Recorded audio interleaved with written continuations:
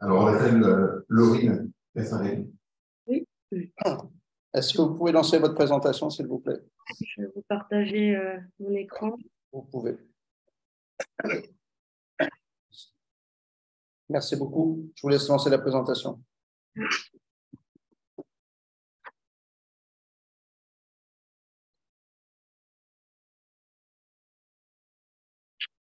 Vous voyez bien là, c'est bon? C'est parfait. Merci beaucoup. Merci beaucoup, c'est parfait. Cher modérateur, chers collègues, merci de me laisser la parole aujourd'hui. Je vais vous présenter notre travail comparant la performance après apprentissage naïf versus pratique délibérée lors de la pose de plaque antérieure de radius distal. On va tout d'abord commencer par quelques rappels fondamentaux. Le radius distal s'intègre à deux des trois articulations composant le poignet, la radiocarpienne et la radio-ulnaire distale. Le poignet sert à l'orientation et à la stabilité de la main dans l'espace. Il sert aussi à la transmission des contraintes aux membres supérieurs. Les fractures du radius distal sont parmi les plus fréquentes. Avec environ 33 000 cas par an en France, elles concernent 2/3 des fractures du membre supérieur, avec une prédominance féminine et un sexe ratio de 4 femmes pour un homme. La répartition est bimodale, touchant principalement les femmes d'âge mûr ménopausées et les hommes après un accident à haute vélocité. Ces traumatismes résultent de mécanismes en compression où le condyle carpien vient s'impacter dans l'épiphyse radiale et le déplacement dépend de la position de la main et du poignet lors de l'impact. Face à une fracture du radius distal, plusieurs options thérapeutiques s'offrent à nous. Le traitement orthopédique par contention plâtrée et le traitement chirurgical avec différentes techniques et matériaux. On va s'intéresser aujourd'hui à la plaque antérieure verrouillée et plus particulièrement à la technique MIPO qui a été développée et utilisée dans l'équipe strasbourgeoise. Cette technique consiste à faire un mini-abord sur la traditionnelle voie de Henry distale de moins de 2 cm et d'utiliser un guide de fixation spécifique qui va permettre de réduire et de fixer l'épiphyse radiale. Nous allons maintenant définir ce qu'est la pratique délibérée et en développer les modalités. La pratique délibérée est un concept d'apprentissage visant à améliorer spécifiquement une performance. Pour cela, il faut définir un objectif précis, trouver des critères objectifs de mesure, définir des pistes d'amélioration, répéter la tâche de manière concentrée avec lucidité, mesurer sa performance, et tout cela sous l'œil attentif d'un expert qui va apporter un retour d'expérience immédiat, débriefer avec l'apprenant sur la tâche réalisée, les erreurs commises et comment les améliorer. Anders Ericsson est le précurseur de cette notion et il explique tout cela dans son ouvrage intitulé PIC. La pratique délibérée est bien connue chez les sportifs. Si l'on prend l'exemple du 100 mètres, on voit qu'en un siècle, le record mondial a progressé de plus de 2 secondes. Comment cela s'est fait? Simplement car on a cherché à comprendre pourquoi certains couraient plus vite que d'autres et on s'est aperçu que c'est une question de musculature, de foulée, d'enchaînement de mouvements et qu'il fallait se concentrer sur l'amélioration de ces points précis pour augmenter la performance. En pratique, voilà comment ça se passe. Un athlète s'entraîne dans une pièce équipée de caméras et de capteurs qui vont mesurer des métriques. On va lui demander de réaliser un exercice spécifique et on va calculer son score de performance. Ensuite, on regardera pourquoi il n'a pas eu la totalité des points et comment il peut améliorer son score. La pratique délibérée est aussi utilisée en musique. Ici, on a l'exemple de musiciens du Conservatoire de Berlin. On a demandé à ces violonistes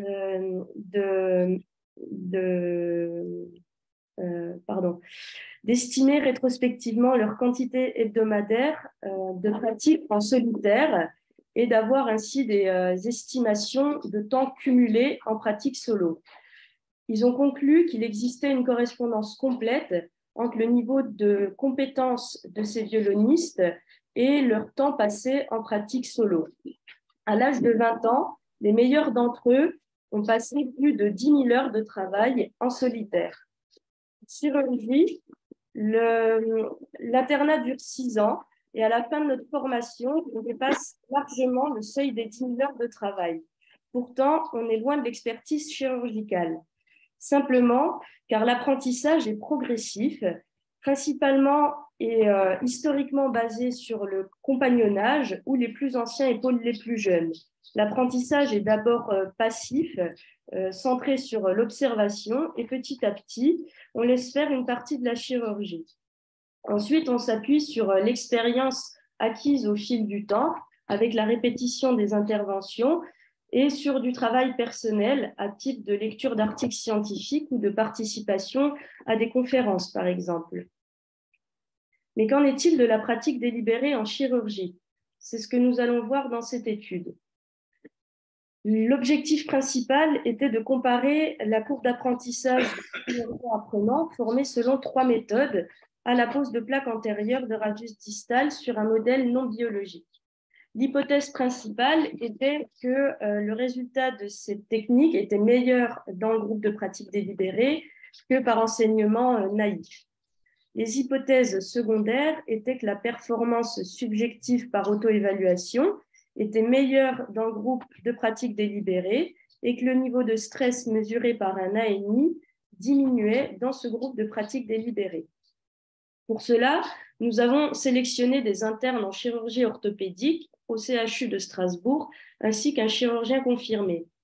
Nous les avons classés selon leur niveau d'expérience défini par Tang et Giddings. Le niveau 1 correspond à des internes novices, inexpérimentés dans les fractures du radius distal.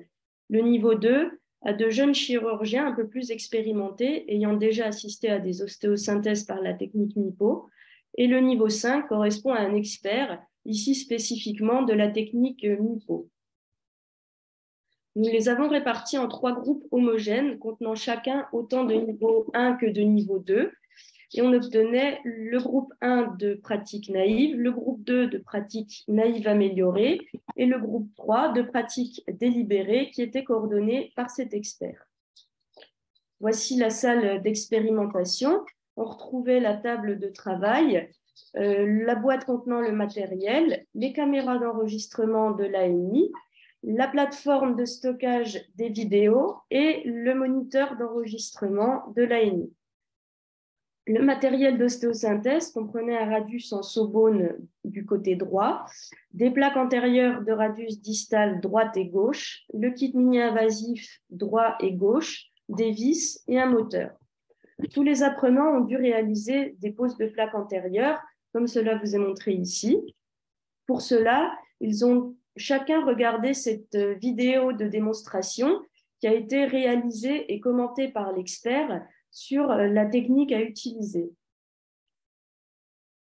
Le déroulement de l'étude a été le suivant. Les 4 chirurgiens du groupe 1 ont visionné cette vidéo une seule fois et ont réalisé chacun 5 poses de plaques.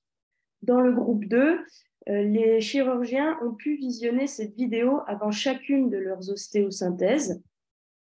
Et dans le groupe 3 de pratique délibérée, les chirurgiens visionnaient leur propre vidéo d'ostéosynthèse avec l'expert qui leur apportait un feedback immédiat sur les gestes réalisés, les erreurs commises et leur apportait des pistes d'amélioration sur comment les améliorer.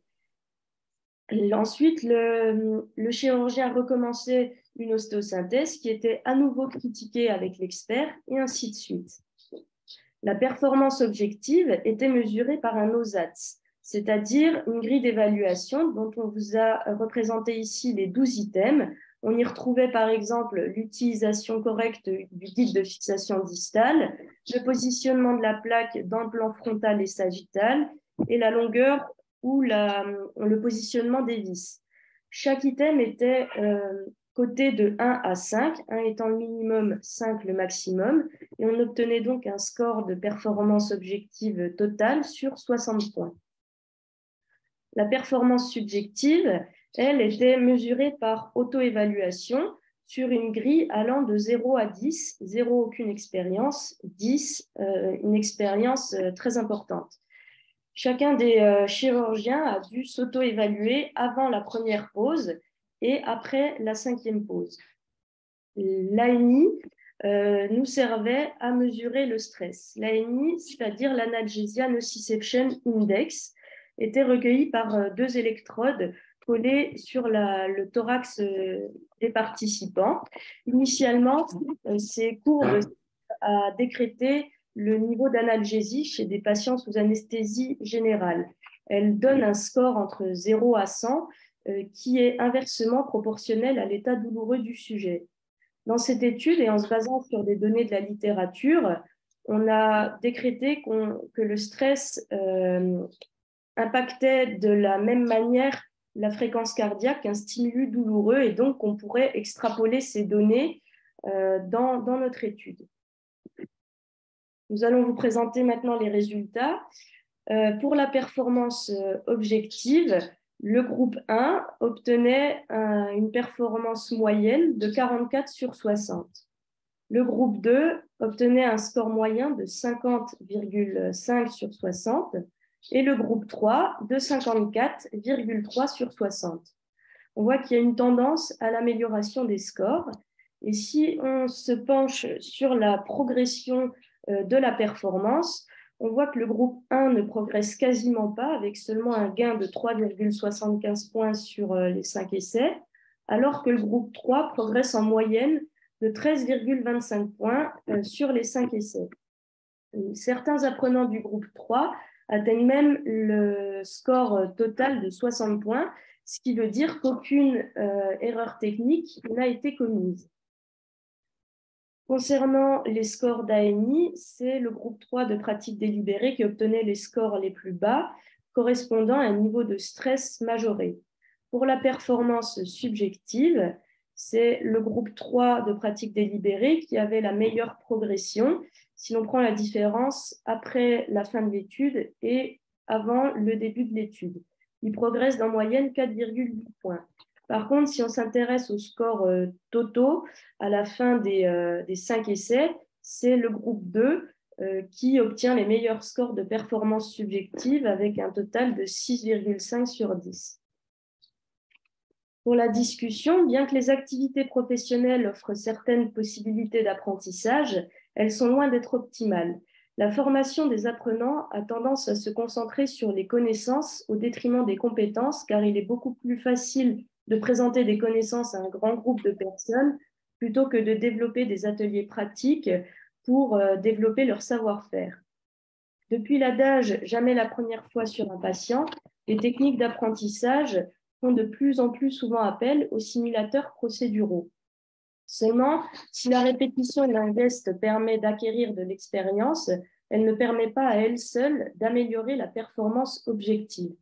L'approche traditionnelle consiste à donner des informations à l'étudiant sur la bonne façon de procéder, puis de le laisser appliquer ses connaissances. La pratique délibérée, elle, se concentre uniquement sur l'amélioration de la performance. On répète une tâche de manière intelligente et on critique le geste pour ensuite pouvoir l'améliorer. Dans cette étude, nous voyons que sur un même laps de temps, le groupe de pratique délibérée a progressé 3 fois plus que le groupe de pratique naïve. Nos résultats coïncident avec ceux d'Erickson, qui a montré que sans pratique délibérée, la courbe d'apprentissage atteignait un plateau de performance qui ne progressait plus avec la simple répétition de la tâche. Certains auteurs ont montré qu'en l'absence de pratique régulière, ces effets étaient susceptibles de régresser à long terme. D'autres auteurs sont en contradiction avec nos résultats car ils n'ont trouvé aucune différence significative chez des chirurgiens entraînés par coaching personnalisé ou laissés en autonomie lors de laparoscopie. Probablement car les chirurgiens sélectionnés avaient déjà un niveau d'expérience élevé, que leur marge de progression était plus réduite et donc difficile à mettre en évidence.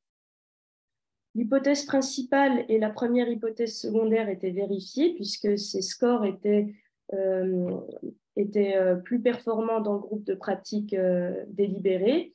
Cependant, c'est ce même groupe qui obtient les niveaux d'ANI les plus bas et donc les niveaux de stress les plus élevés, probablement car la présence de l'expert joue un rôle anxiogène.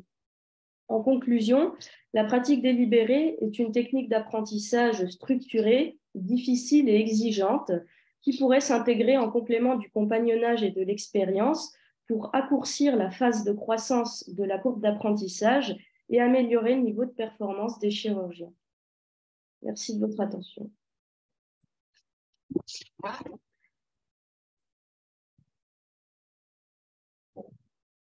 Bon, moi, je trouve ça remarquable. Comme une présentation, mais je vais laisser la parole, les questions. Allez-y.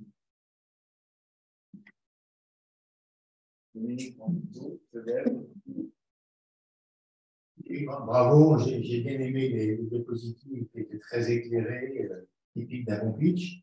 C'est bien. Là, comment vous interprétez le fait qu'ils soient plus anxieux? En fait, est-ce que disent les acteurs de théâtre, s'ils sont un peu anxieux au début, ils font mieux? Est-ce que ça a la même valeur, ce que vous avez montré? Que l'état de stress améliore les performances, c'est ça que vous me demandez? Oui. Ça, on n'a pas évalué le lien entre l'état de stress et les performances. On a juste constaté que la présence de l'expert aux côtés des étudiants jouait un rôle anxiogène. Ça augmentait leur fréquence cardiaque. Ils étaient plus stressés. Après, effectivement, ils ont aussi les niveaux de performance les plus élevés. Mais je ne suis pas sûre que c'est un lien avec le stress. C'est plutôt grâce au conseil avisé de l'expert qui leur montre les points où ils ont échoué et leur propose des solutions pour les améliorer. Mais je ne suis pas sûre que le stress seul permette d'améliorer une performance.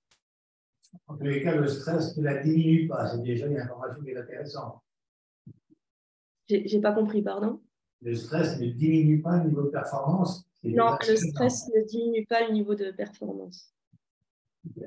Oui, merci beaucoup pour votre très belle présentation. Alors, ce n'était pas le but de l'étude, mais vous avez sûrement une petite idée sur le temps passé pour l'apprenant. Oui. Ça va former. Alors, le temps passé, là, l'étude s'est déroulée en une seule session par apprenant. Ils étaient invités à venir effectuer leurs 5 poses de plaques. Évidemment, le groupe naïf qui visionnait qu'une seule fois la vidéo et réalisait en gros à la chaîne 5 poses de plaques allait beaucoup plus vite que le groupe de pratique délibérée. On mettait environ 2h30, 3h pour réaliser l'essai pour un participant de pratique délibérée. Pour l'expert, donc ça prend plus de temps le groupe 3. Ah oui, oui, bien entendu, c'est assez chronophage de faire de la pratique délibérée.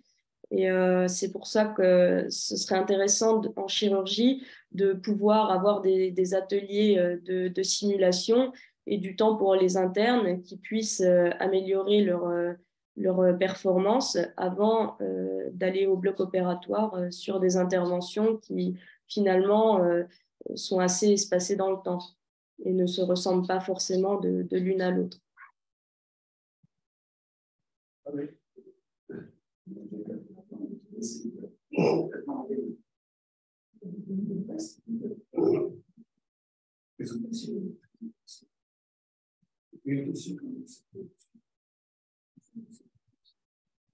Je ne vous entends pas du tout. Excusez-moi. Il y a une question aussi. Ça ne marche pas. Alors, laissez finir, on entend bien. La question, c'est est-ce que bon, c'est ça.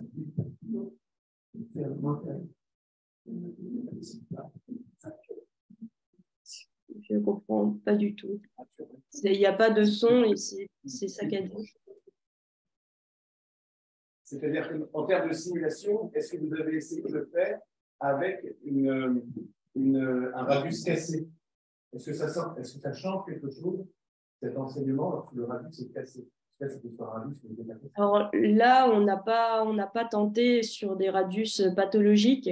On s'est simplement concentré sur vraiment le positionnement de la plaque sur un radius sain. On s'est aperçu qu'il y avait déjà quelques erreurs d'orientation. On leur a proposé à chacun un radius droit. Ça, ils ne le savaient pas, bien entendu. Et des kits droit et gauche. Et on s'est déjà aperçu qu'il y avait des difficultés de reconnaissance du côté avec l'utilisation de la mauvaise plaque ou parfois même l'utilisation d'une plaque antérieure sur la face dorsale d'un radius. Et là, c'était vraiment sur l'utilisation du matériel mini-invasif. On n'a pas poussé l'étude sur du pathologique. Mais ce sera l'objectif dans de prochaines études. Je pense que c'est une étude intéressante, très à la mode, je dirais, parce que les questions, si on parle de fracture d'extrémité du système radius, c'est extrêmement fréquent. Ça pose des problèmes d'identification, des pas, ensuite de méthode, et je suis désolé, mais la plaque n'est pas du tout d'unanimité, sauf dans le service, je ne sais pas, mais pas c'est un système de méthode chère, traumatisante, pour entraîner des dystrophies, bon, un certain nombre de complications qu'on connaît très très bien, donc on la réserve à des formes très particulières. Enfin, je sais bien que ce n'est pas ça. Mais à ce moment-là, pourquoi vous ne faites pas simplement dans un atelier technique, vous prenez une part, et puis vous regardez la capacité à visser dans l'axe, sur un cylindre. Enfin, je ne vois pas l'intérêt d'avoir un radius artificiel, parce que là encore, le stress, c'est pas ça. Le stress, c'est ce qu'on va éviter dans la voie de interradiale, le nerf médian, comment on va arriver à s'écarter suffisamment pour travailler dans la fracture de ce nerf. Enfin, il n'y a pas de question derrière. Malheureux, mais encore une fois, j'ai bien compris le sujet et tout n'est pas là. Bon, est-ce que l'apprentissage de la chirurgie va gagner ce genre de méthode? Peut-être, peut-être pas. Je crois qu'on rentre dans une situation où on va trop vers comment je fais les choses, pourquoi je fais l'administration, pas trop là, ça me paraît vraiment important. Surtout que vous l'avez explicité dans votre introduction. Hein. Vous allez dire, même fracture de radius, pour mes ça n'a pas l'air de vous poser des questions. Voilà. Et je dis une jolie travail. Est-ce que, peut-être que vous ne voulez pas répondre. Moi, j'ai bien aimé votre travail, parce que je trouve quand même que c'est un remède, contre la nostalgie. C'est-à-dire, au fond, ça montre qu'on n'a peut-être pas besoin d'accumuler des heures de présence, des heures d'expérience pour arriver à un niveau similaire, à condition de modifier la pratique de l'enseignement, qui n'est pas facile, qui est coûteux. Moi, ma question, c'était est-ce que ça marche? Ça n'a pas l'air de marcher en digestif, en vasculaire, et est-ce que vous pouvez dire pourquoi? Suite à ce que j'ai présenté dans la discussion. Ah oui. Oui, enfin, j'ai fait quelques phrases là-dessus. C'était parce qu'ils ont utilisé, en fait, ils ont sélectionné des chirurgiens déjà confirmés dans leur étude. Des chirurgiens déjà entraînés qui font de la laparoscopie de manière quotidienne et donc qui ont déjà un niveau d'expérience et d'expertise dans leur domaine qui est élevé. Et donc, ils n'ont pas montré de différence entre le chirurgien à qui on demande de faire une laparo tout seul et celui qui est coaché de manière personnalisée sur ses gestes. Mais c'est probablement beaucoup de leur expertise. Est-ce que les chirurgiens digestifs à jour, ils sont pourtant à vouloir être en pointe, sont intéressés par votre méthode? Pour les internes, pour les jeunes chirurgiens inexpérimentés, ça pourra permettre d'accourcir leur phase de croissance de l'apprentissage. Voilà. Au suivant, alors. Allez, merci beaucoup. Constant passé. il n'y a pas de fonction café. Eh bien, je